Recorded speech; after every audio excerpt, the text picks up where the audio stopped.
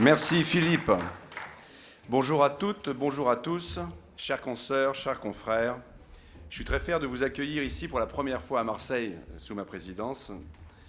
Tout d'abord, je tiens à remercier tous les intervenants qui vont participer à ce congrès, qui vont donner de la hauteur à ce que nous attendons tous. Bien sûr, nous aurons beaucoup de gens, vous avez vu, de couleur plutôt droite.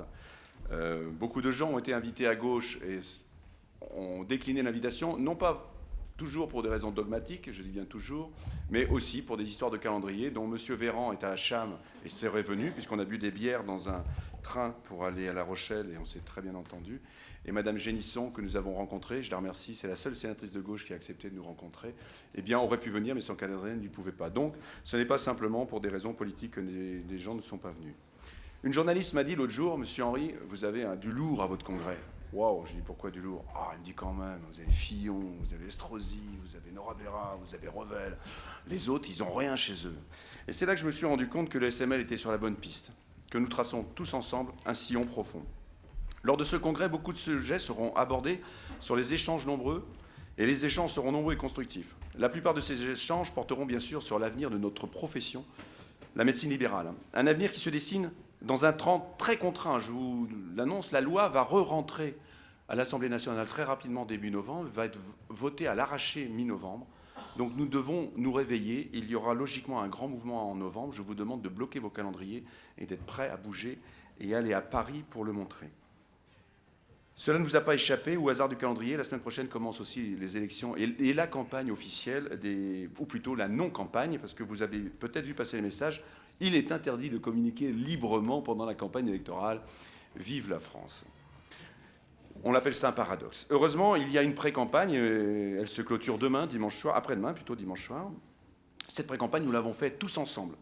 Chacun dans sa région a fait sa petite campagne, son maximum pour porter les voix du SML, nos valeurs libérales, auprès de nos consoeurs, de nos confrères, mais aussi, et c'est nouveau, auprès des citoyens. J'en veux pour preuve tous ces gens qui étaient dans la rue le 19 le 19 septembre pour la santé. Ma santé, c'est mon patrimoine. Ça a bien marché.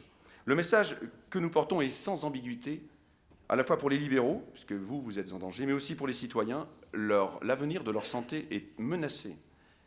Vous vous souvenez tous de cet aveu fait par un des contributeurs au rapport de la loi de santé. L'objectif, c'est d'éliminer le monde libéral. C'est clair. C'était inscrit dans son texte et dans sa parole. Cette loi dite de modernisation de notre système de santé consiste pour l'essentiel à étatiser l'administration de la santé et à donner à de nouveaux acteurs une place prépondérante. J'ai nommé ici les mutuelles. Ceci, pour certains, est considéré comme une avancée majeure, sorte de révolution qui nous emmènerait vers le XXIe siècle. Pour nous, c'est plutôt un retour dans le passé, puisque ça nous rappelle l'après-guerre, et une sorte de régression. Nous sommes désormais face à un grand danger, l'ouverture, en plus, du marché de la santé au monde. Une ouverture qui va abîmer ce que nous préférons tous, le modèle français que nous portons depuis, disons, qui nous a porté depuis que nous sommes enfants, c'est la solidarité nationale.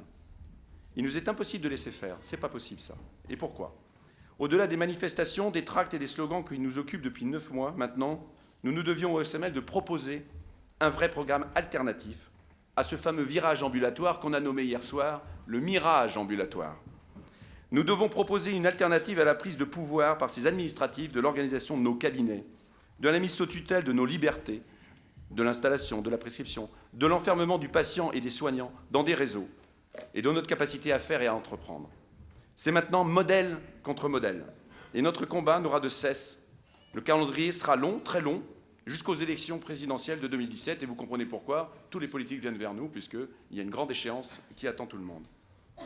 En alternative à ce fameux virage ambulatoire de Marisol Touraine, nous préférons et nous proposerons le virage du libéral et du numérique.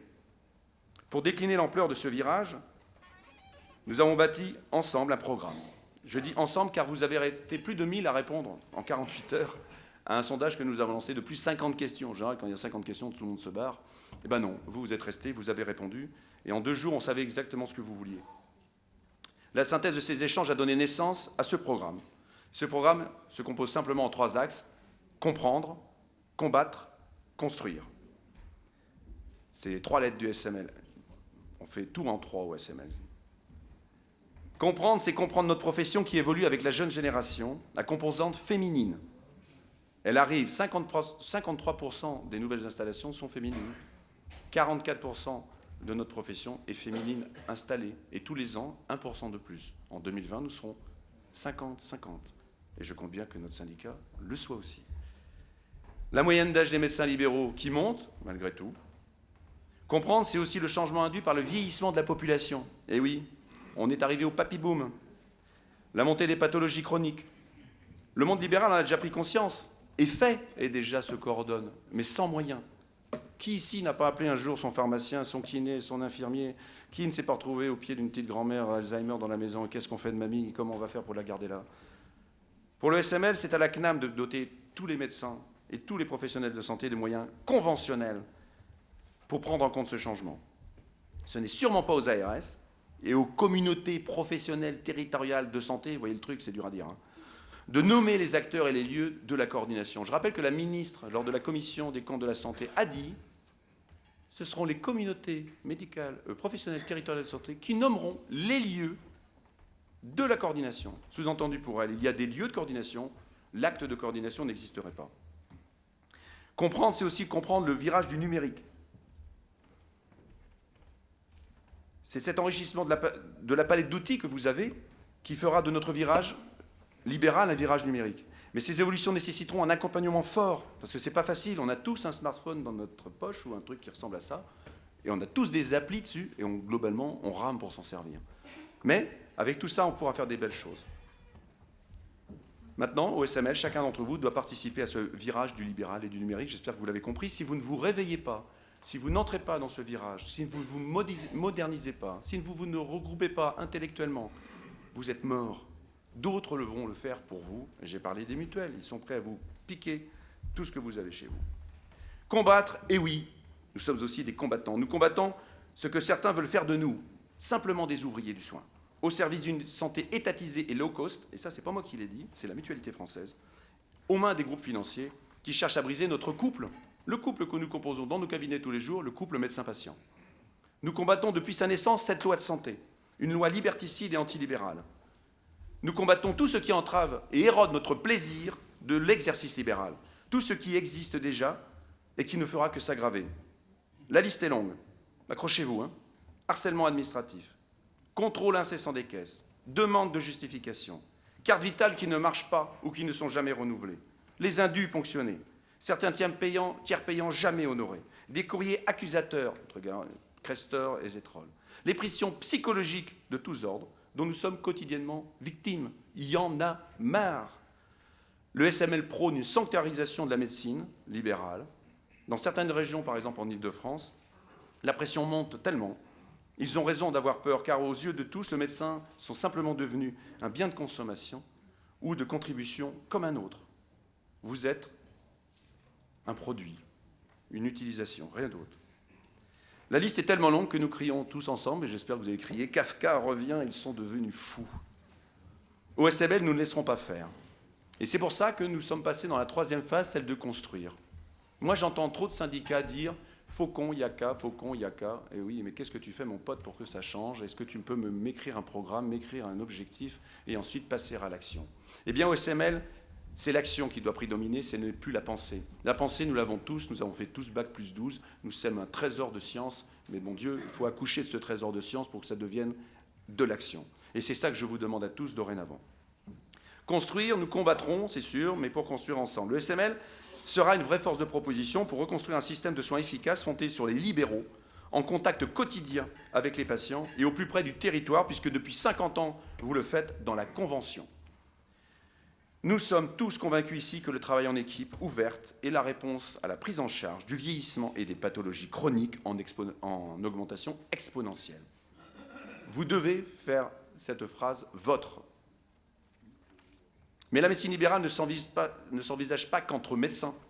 Nous devons nous rapprocher encore des autres professions de santé, tout en respectant leur indépendance, comme eux respecteront la nôtre, pour travailler ensemble à la construction de ce nouveau modèle. Cette coordination non rémunérée actuellement va s'intensifier très vite avec les systèmes d'information. Elle doit être donc valorisée et formalisée avec notre partenaire principal qui est la CNAM. Donc notre prochain combat au SML, après la loi de santé, qui va quand même durer un petit bout de temps, sera d'obtenir cette reconnaissance conventionnelle de cette coopération et de cette coordination. La coordination, c'est aussi se parler, se rencontrer, s'associer en tant qu'organisateur de la santé de notre territoire. Vous le savez, moi je suis convaincu que ce que je vous vends depuis 2 ans, qui s'appelle les associations libérales de proximité, c'est la réponse alternative aux maisons de santé pluridisciplinaires que Marisol Touraine veut nous imposer. Ces futurs dispensaires, dans 10 ans, ce sera des dispensaires. Ne rêvez pas. Les Canadiens ont fait des études, ils ont prouvé que se regrouper au début, pendant 3 ans, l'organisation est bien meilleure, le coût s'améliore, et au bout de 3 ans, eh bien, ils sont comme tous les autres, ils se fatiguent et ils retombent dans le domaine commun. Donc ne rêvons pas, l'enfermement des soignants dans une structure ne va rien apporter de plus, ni financièrement, ni en termes d'organisation. La proximité, c'est aussi la mobilité. Vous savez tous que je me suis amusé à inventer le médecin volant. Et vous êtes maintenant 65% à dire que cette technique vous plairait bien de sortir de vos cabinets pour aller faire de la médecine ailleurs. Et oui, vous le faites d'abord dans un intérêt public, c'est la première cause. La deuxième, c'est, vous avez compris que c'était un anti-burnout que de sortir de chez soi pour aller travailler ailleurs. Et la troisième, elle est financière, bien sûr, parce que si vous vous embêtez pour le reste de la population, il faut que la population vous honore pour l'avoir fait. Regardez, plan après plan, en quoi l'État a réglé les manques de médecins dans les territoires. Je ne pouffe pas de rire. Belle-Île est passé par là et a prouvé que le concept de mobilité fonctionne, apporte des réponses à des demandes aiguës de réorganisation. C'est un concept qui est fonctionnel, nous l'avons prouvé, c'était une expérience. Il sera peut-être dans le PLFSS, j'ai réussi à peut-être le placer la semaine, il y a 2 jours, mais développons-le.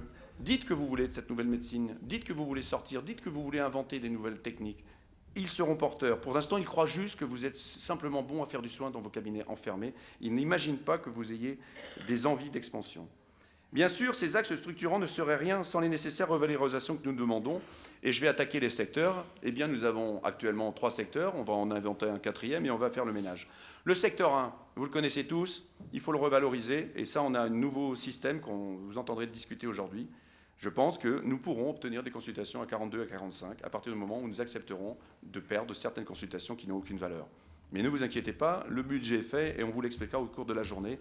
Grande revalorisation des actes C, CSV, etc. Et puis la création de ces fameux actes de coordination pour que les gens travaillent ensemble. Le secteur 2, il faut arrêter de pourrir le secteur 2. Le secteur 2 a fait que la santé de la France est à ce niveau actuellement. Il existe depuis 50 ans. Pourquoi aujourd'hui devrait-on démonter quelque chose qui a aidé la France à avoir la médecine qu'elle a? Donc nous serons des défenseurs très puissants du secteur 2 et nous le défendrons. Peut-être arriverons-nous un jour à le repromouvoir, mais je pense que c'est la 2e étape, mais ne vous inquiétez pas, c'est dans ma tête. Le secteur 3, eh bien comme Marisol Touraine, si jamais elle arrivait à passer sa sacrée loi et que les gens soient obligés de consulter dans des maisons de santé, ça sera comme en Angleterre. Et moi j'ai des gens qui ont vécu en Angleterre et qui m'ont dit, la maison de santé, quand tu veux y aller, il y a une telle file que moi je vais dans l'autre secteur à côté, complètement déremboursé. Alors c'est un peu dommage que les gens aient dans un secteur complètement déremboursé puisqu'ils payent des charges sociales pour le faire. Eh bien nous demandons que dans le secteur 3, le remboursement de la sécurité sociale soit identique au secteur 2 et au secteur 1. Actuellement c'est 0,61 centimes à 1,20 €, c'est un scandale. Les Français qui consulteraient un médecin secteur 3 doivent pouvoir au moins être remboursés 17 €. Ce qui vous fera une alternative à vous si à un moment vous voulez quitter le secteur 1 qui deviendra obsolète en tant qu'ouvrier pour vous en échapper. C'est aussi ça le travail du SML. On peut effectivement aussi faire mieux, puisque je vais vous parler de l'enveloppe fermée, si le nombre ne bouge pas de patients. Donc la notion d'enveloppe fermée, pour moi, elle est morte. Parce que je viens de vous dire que la population allait vieillir, que les pathologies chroniques allaient augmenter. Comment voulez-vous faire mieux alors que le nombre nous échappe? Donc à un moment, il va falloir arrêter la notion d'enveloppe fermée, et l'ONDAM a quelque chose, dans un pays qui vieillit comme le nôtre, c'est quasiment de l'irresponsabilité. Ou alors il faut avoir le courage politique de l'annoncer. Je ne sais pas si nos politiques ont du courage. La liberté tarifaire pour d'autres est un prérequis pour réaliser des investissements afin de maintenir une médecine de qualité. Donc je reviens sur le secteur 2. Le maintien de cette médecine de qualité passe aussi par la formation. Vous savez que le SML et la FML sont des porteurs d'informations, mais il y a aussi les jeunes. Les jeunes, vous le savez, ont du mal à venir en médecine libérale. Ce n'est pas assez attractif pour eux. Eh bien, nous avons développé au SML la notion de compagnonnage, c'est-à-dire que nous allons demander la réforme des études de médecine pour que les gamins ils sortent dès la 2e année de médecine pour venir dans nos cabinets. La 6e ou la 7e année, c'est beaucoup trop tard. Même la 4e année, c'est beaucoup trop tard. Pour mieux apprendre et promouvoir la médecine libérale, que mieux que des vieux professionnels comme nous pour passer notre médecine. Vous êtes 97% à être fiers d'être libéral, mais vous n'êtes qu'1 sur 3 à vouloir dire à vos enfants de le faire. Tout notre savoir va s'échapper. Nous n'allons le passer à personne. Eh bien, passons-le à un jeune, qui n'est pas notre enfant, mais qui est notre filleul, Devenons le parrain de ce gamin et accompagnons-le dans toutes ses études. Et aussi, l'examen classant de 6e année, il doit disparaître. Ça ne doit plus être classant. Ça doit être sur la motivation des gens. Il n'y a rien que de mieux que des gens motivés pour faire quelque chose. L'intelligence, on l'a tous. On a tous passé la première année. Ça a été très dur, donc on a tous un QI qui tient la route. Mais derrière, la motivation. Moi, je préfère quelqu'un qui prend un métier et qui a envie de le faire, plutôt qu'il le fait par dépit parce qu'il n'a pas eu le bon classement. Donc, il va falloir revoir aussi cet examen. Les anciens sont aussi demandeurs de formation, et vous êtes là. Et vous avez demandé surtout à ce qu'elle augmente. Les avancées de la recherche, l'éruption du numérique nécessitent de rester informés. 93% des médecins réclament une formation indemnisée supérieure aux seuls 3 jours que vous obtenez par an. Le contrat pour répondre à ce désir de financement entre la Caisse et les médecins sur la formation est caduc. Il faut le dénoncer et il faut en réécrire un autre. Ce ne sera pas facile. Des anciens de plus en plus nombreux, là aussi pour eux, pour demain, nous devons absolument nous préserver de la spoliation prévue par la Caisse de retraite pour alimenter d'autres régimes. Pour la majorité d'entre vous, 97%, vous n'y croyez plus. Pour vous, la retraite, c'est mort. C'est quand même grave que vous ayez cotisé toute votre vie pour arriver là et vous dire « je n'y crois plus, je n'aurai rien ». C'est un scandale. On vous a roulé dans la farine, on nous a roulé dans la farine. Et encore, que dire des consoeurs, comme vous le savez, leurs modes d'exercice ne leur permettront pas de bénéficier de leur retraite à taux plein. C'est grave ça, parce que vous travaillez toute une vie pour avoir une retraite minable à la sortie.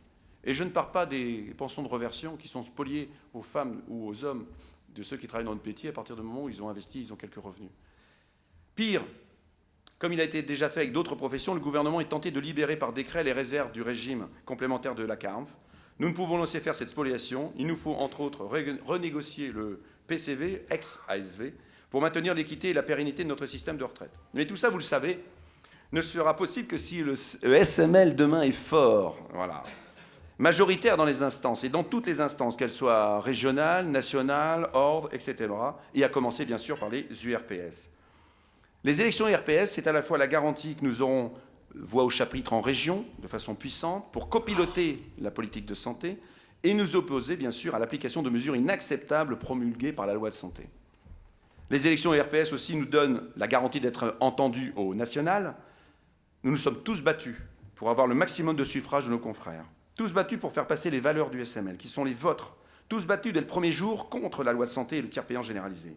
Nous étions d'ailleurs les seuls à réclamer son abandon dès le premier jour, et j'ai été le seul médecin, je vous le dis bien, le 15 mars devant la ministre, à lui dire que je voulais le retrait. Depuis, c'est inscrit dans tous les programmes de tous les syndicats. Retrait de la loi, vous pourrez le faire, sauf un seul, MG France, qui n'est pas, et qui l'a toujours dit, qui était pour la loi de santé. Mais tous les autres ont fini par tourner et à s'axer sur notre communication.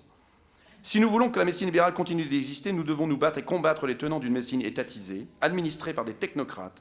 Nous sommes menacés explicitement, nous dérangeons. Le SML doit être l'anticorps du virus Étaticus, qui veut nous éradiquer. Les médecins libéraux généralistes et spécialistes sont le cœur battant du système de santé français. Ils impulsent le rythme du soin français, alimentent toutes les structures du troisième recours. Nous ne sommes pas discrets, non, nous ne pouvons pas l'être, nos battements se font maintenant entendre. Nous devrons lutter pied à pied sur tous les terrains de notre exercice, retrouver son attractivité et que nous puissions retrouver le plaisir de transmettre notre vocation à nos enfants et à nos proches. Et là, je parle à mes 2 filles qui m'ont dit qu'un jour, elles voudraient être médecins. Ça marche. Sans combat, sans votre mobilisation, tout cela n'adviendra pas. Ne vous y trompez pas, nous combattrons pour continuer d'exister en tant que libéral. Sans cette conviction, le SML ne serait qu'un syndicat corporatiste de plus, amené à disparaître très vite après la mort de tous les libéraux. Ce n'est pas notre objectif à tous, bien sûr, et ce n'est sûrement pas le vôtre non plus, ni sûrement pas le mien, soyez-en sûrs. En tant que nouveau président du SML, j'ai conscience de cette responsabilité qui nous incombe et que nous portons chaque jour, Philippe, William, toute l'équipe, tout le SML, tous ces gens qui nous appellent pour nous engueuler parce que ça n'avance pas assez vite, que je remercie puisque nous avions décidé de mettre en place un feedback fort. Eh bien, ce feedback existe et la voix que vous nous portez, nous la portons. Comme vous, à 97%, je suis fier d'être médecin libéral. Des valeurs que nous véhiculons et des victoires déjà acquises. Cette fierté transpire puisque le sondage du quotidien, et je le remercie, arrive et nous place en bonne position. Mais ce n'est qu'un sondage, ne nous endormons pas, il reste 10 jours et nous devons faire mieux que ce sondage. Je souhaite donc à tous les participants et à tous les intervenants un bon congrès 2015, que nos échanges soient structurés et instructifs, Le tout dans un climat de respect, le tout dans un climat d'harmonie propre à un syndicat moderne, comme l'est devenu le SML. Merci. Merci Éric. Juste un bémol, Éric. Ouais. Hervé Requillard qui va animer tout le congrès. Merci Hervé. Bonjour.